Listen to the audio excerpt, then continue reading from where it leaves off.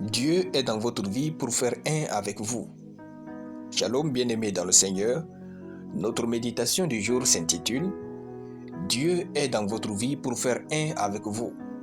Nous tirons notre texte dans 1 Corinthiens chapitre 6, le verset 17, qui nous dit ceci. « Mais celui qui s'attache au Seigneur est avec lui un seul esprit. » Alléluia. Dieu n'est pas venu dans votre vie pour jouer un rôle ou être une personne à part entière. Dieu est venu dans votre vie pour faire un avec vous. C'est la simple raison pour laquelle le Saint-Esprit ne vit pas dans votre chambre, mais en vous. Notre verset dit « Mais celui qui s'attache au Seigneur est avec lui un seul esprit. » Dieu n'est pas avec vous pour que vous essayiez de lui montrer que vous êtes fort. Non, il est en vous. La vérité est que tout ce que vous ressentez, Dieu le ressent. Lorsque vous avez mal, il a aussi mal et ressent exactement votre douleur. Ouvrez totalement votre cœur à sa présence. Par exemple, lorsque Paul persécutait les chrétiens avant sa conversion, Jésus était au ciel.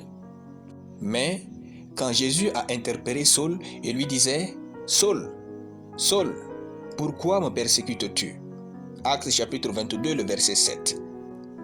Jésus était au ciel quand Saul frappait et torturait les chrétiens, mais Jésus lui avait dit « Me persécutes-tu » Jésus avait dit « Me » parce que nous les chrétiens et lui ne faisons qu'un.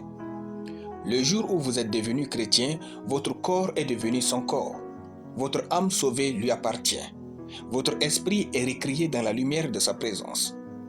Plus tard devenu chrétien et apôtre, Paul a écrit « Ne savez-vous pas que vos corps sont les membres de Christ » 1 Corinthiens chapitre 6, le verset 15. Alléluia. Croyez ces paroles et vivez une vie supérieure sur cette terre. Valorisez votre corps et traitez-le comme celui du Christ. Dieu est donc venu dans votre vie par Jésus pour faire un avec vous.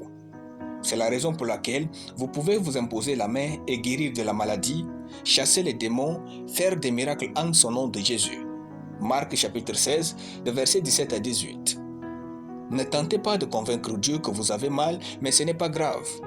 Dites-lui que c'est grave quand c'est grave pour vous. Ne cachez pas ce que vous vivez à Dieu, il le sait déjà. Mais c'est votre sincérité qui lui fera savoir l'étendue de votre foi en lui.